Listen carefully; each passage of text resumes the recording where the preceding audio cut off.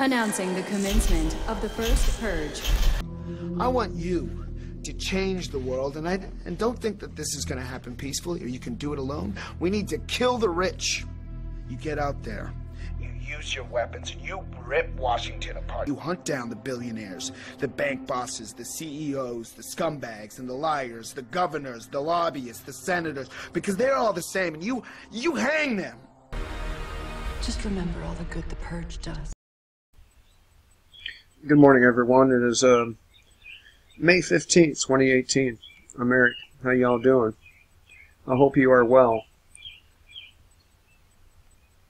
Before I get started, I want to apologize. Why am I apologizing? Well, I'm guilty of bias. And so much so that I didn't deliberately misquote or take out of context a quote from Barack Obama. It seems that since Obama has made that speech, dozens and dozens and dozens of people have taken his speech out of context, and I am referring to the one where he said ordinary people are too simple-minded to run their own affairs. He did say that, but I listened to the whole speech last night, and people have been taking that speech and what he said in it out of context. And I am guilty of taking it out of context myself, and therefore I'm issuing an apology for doing so. I value above all else truth, and I have to be honest if I make a mistake like that. And that's why millennials shouldn't abandon the left just to run to the right, because the right is just as compromised as the left, just as dishonest, just as conniving. They are equals in most ways when it comes to tyranny of thought and wanting to control the thoughts and actions of the people. And so anyway, I want to get that out of the way because I have to admit when I'm wrong. And I was wrong in that that I took out of context what Barack Obama said. And again, I do apologize for that. Alright. Current events. Who prepares, or I said who, WHO prepares for worst case as Congo Ebola outbreak spreads. Now you know me, if you've been with me for a while, you know that anytime Ebola pops up or any other major disease with a high potential for pandemic, I talk about it. I talk about it because I have a real fear of disease, especially diseases like Ebola and some fucking mutated flu. So I've already covered the fact that this outbreak has occurred. In the week since we first noted the new outbreak of Ebola in the Republic of Congo, the number of cases has risen by 50%. And the WHO, World Health Organization, has now said it is preparing for the worst case scenario.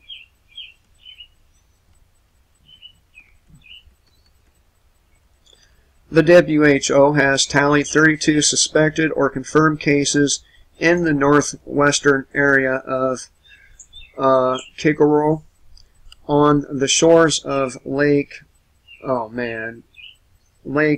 Tombeth near the border with the Republic of Congo, including 18 deaths between April 4th and May 9th.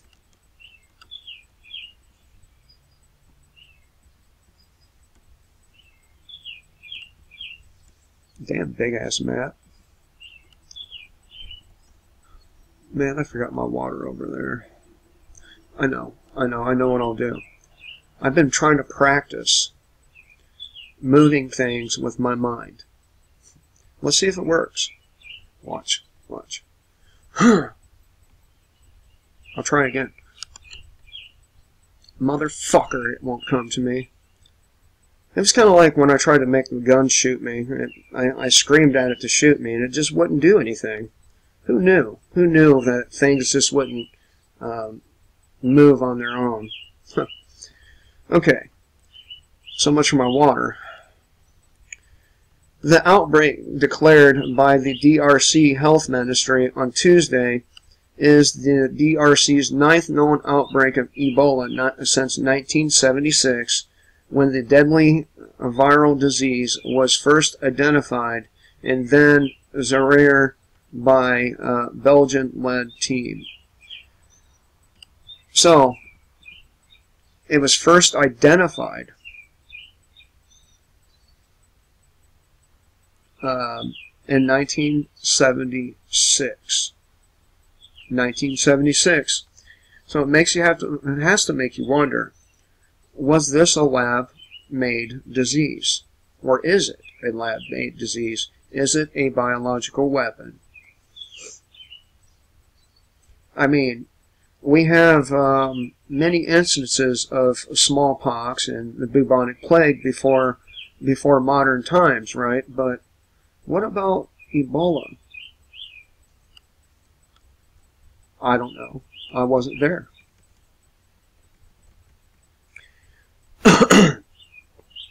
Scientists are greatly concerned that this outbreak is in the remote of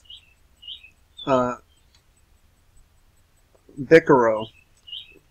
In the remote Bikoro region will travel 170 miles to the city of some shit I can't pronounce, the capital of the Equator province and home to around 1.2 million residents.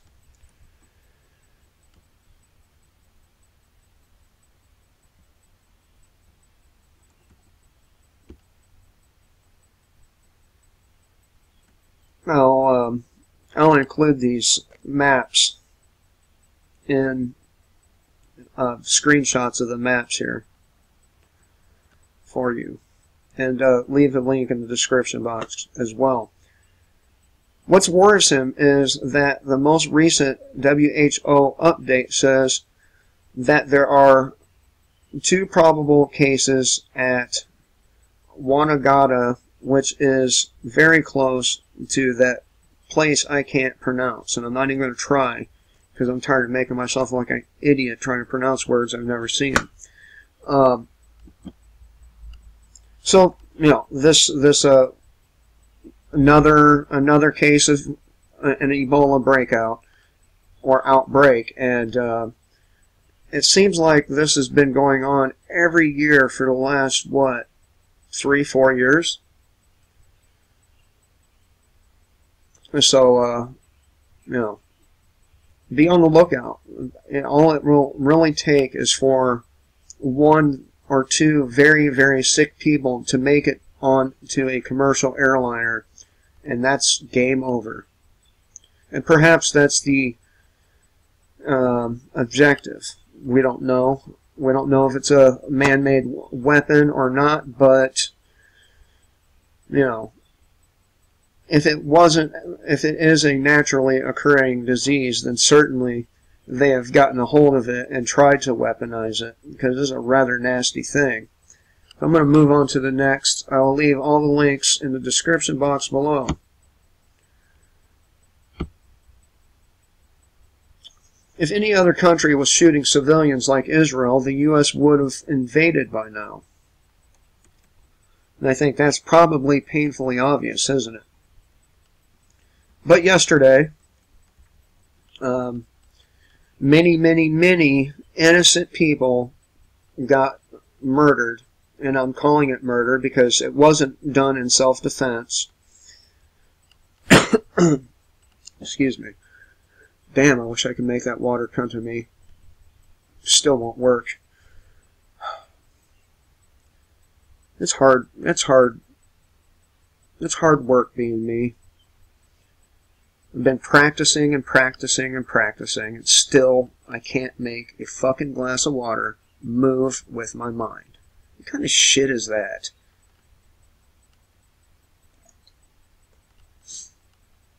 Okay. The death toll in Gaza increased dramatically on Monday as Israeli Defense Forces opened fire on thousands of Palestinian civilians, killing 41 and injuring at least 1,700, and the United States response served as a reminder that if the governments in Iran, Syria, North Korea, or Russia had done the same thing, the U.S. would be calling for a full-scale invasion right now.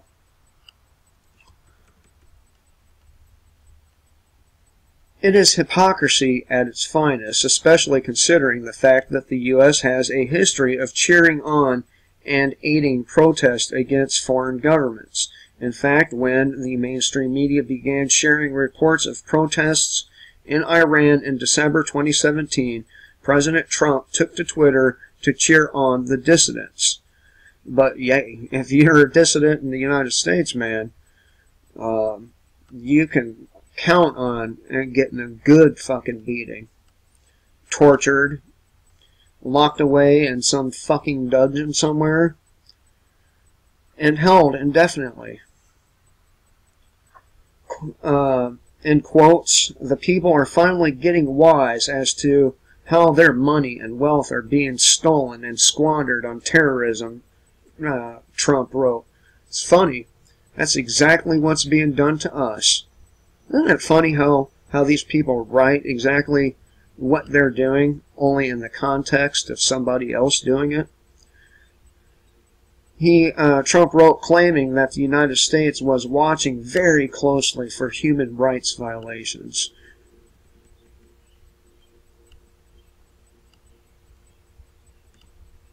Does that same logic not apply when thousands of Palestinians are standing up for their rights on the Gaza Strip and the Israeli government is committing human rights violations? Trump's silence is deafening. And it also serves as a reminder he has fallen into line with the same U.S. foreign policy standards that have been adopted and expressed by his predecessors.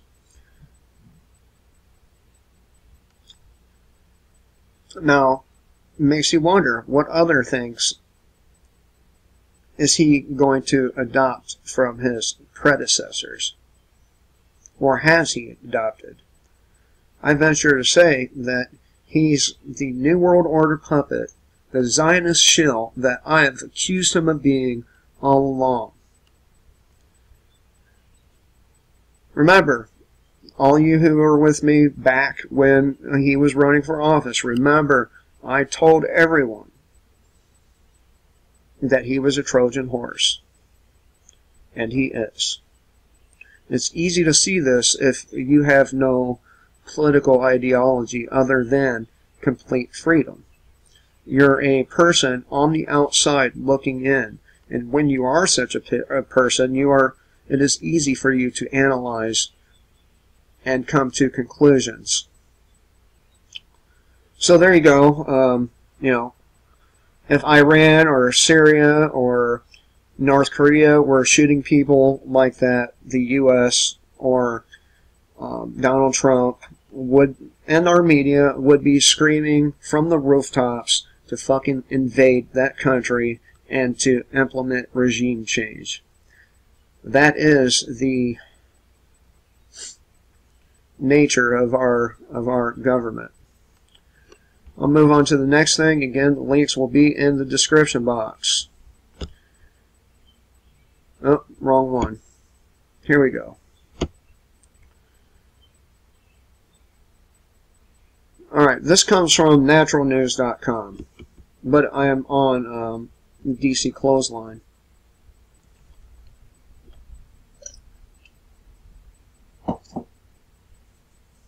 Okay, last year's flu vaccine was a total bust.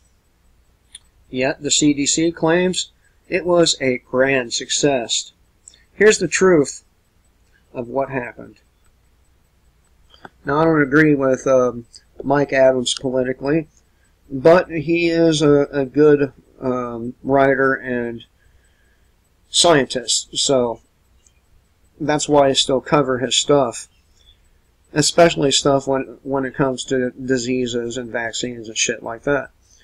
The Center for Disease Control claims that last year's flu vaccine was a grand success. Newly appointed CDC Director Robert R. Redfield claimed the influenza A and B vaccines were 36% effective over 2017-2018 flu season. He tweeted a praise on the vaccinated because they reduced the risk of getting sick with the flu and having to go to the doctor by about 1/3. Even though 36% effectiveness is scant and meaningless for a product that promises protection against serious disease, this number is not based on absolute risk reduction. Instead, the CDC bases its vaccine effectiveness numbers on something called relative risk reduction, a vague and misleading postulation that exaggerates the vaccine's effectiveness. Their numbers are then echoed by the mainstream media to hide the real failure of the flu vaccine. And this is one of the things that Bill Gates is pushing. He can't get the strain right, so we got to combine them all into one vaccine. And I think that probably would create a super flu, a stand Captain Trips kind of flu. And that's probably their intention. I mean, we hear all about how they would love to reduce the world's population so that the Earth doesn't keep on warming up, even though human activity really has nothing to do with the Earth warming or cooling. The sun cycles dictate that, but I'm just crazy for believing in the mechanics of our solar system. The observed mechanics, by the way. A more accurate figure for vaccine efficiency can be calculated by configuring the absolute risk reduction. This figure, which we will calculate below, is only about 1%.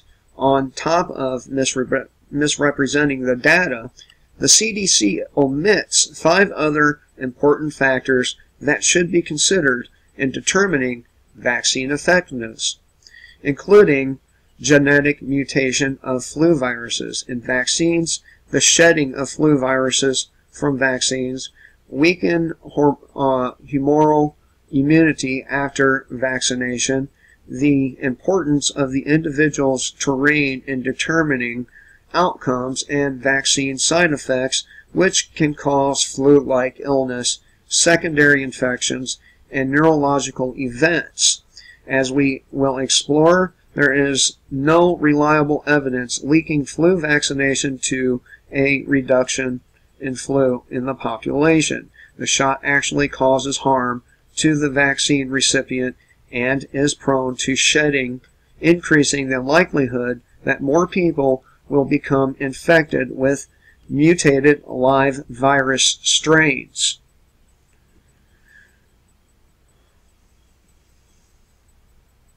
Calculating absolute risk reduction instead of relative. And they love that relative shit. Your morality is relative. It's all relative. Your sexuality, all of it.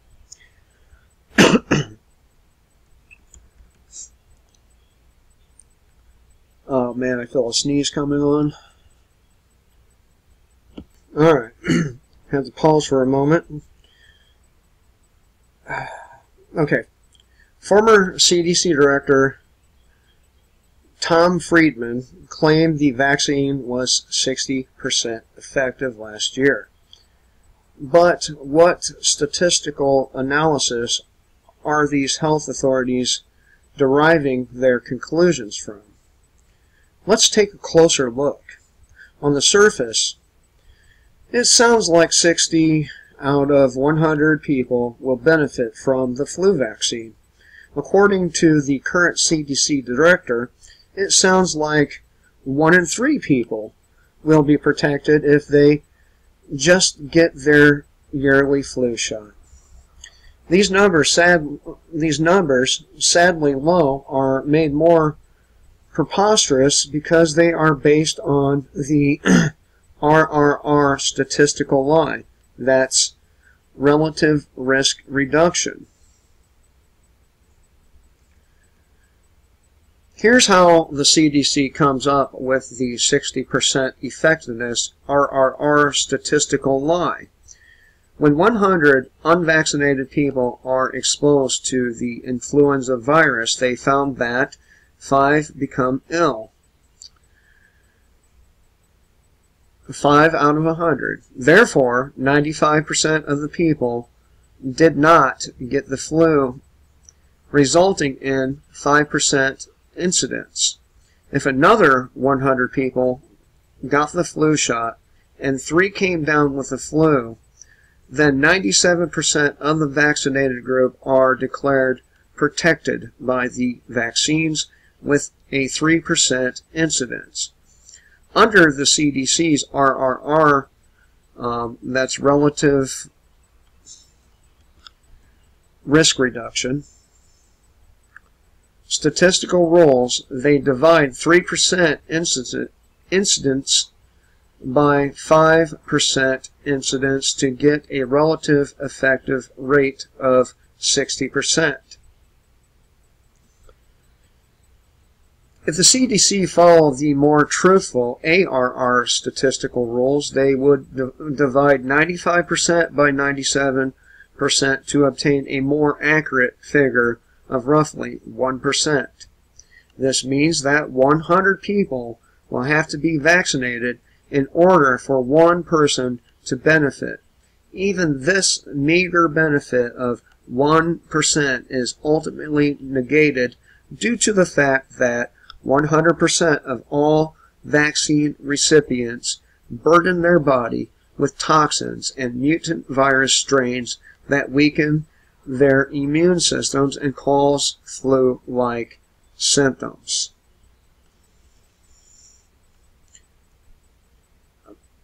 Now, when they manufacture the vaccines, they have to guess what strain is going to be going around any given year. There are so many strains that they have a minuscule chance of guessing the correct vaccine or strain. So, in order to supposedly create a more effective vaccine, Bill Gates, among others, want to create a universal flu vaccine. Isn't that weird how they always use that word universal? Universal background checks, universal this, universal that. So, they want to take all the known strains of the flu virus, combine it into one vaccine, and force the public to take it. I don't know. It sounds like an awful lot like a zombie apocalypse or pandemic movie to me. How about you? Does that sound like something that might happen in a shit hit the fan movie? I think so. I mean, it's perfect, isn't it? The people line up to get their vaccines, and the next thing you know, the fucking virus is spreading all over the place, and that's probably their intent. I mean, after all, they want more than 7 billion people dead. And the medical industry is one of the keys to population reduction. After all, 250,000 Americans every year die because of so-called medical mistakes. I venture to say that a lot of them are probably intentional. So I just went over, the fact that there's no way for them to guess what flu is going to be spreading at any given time.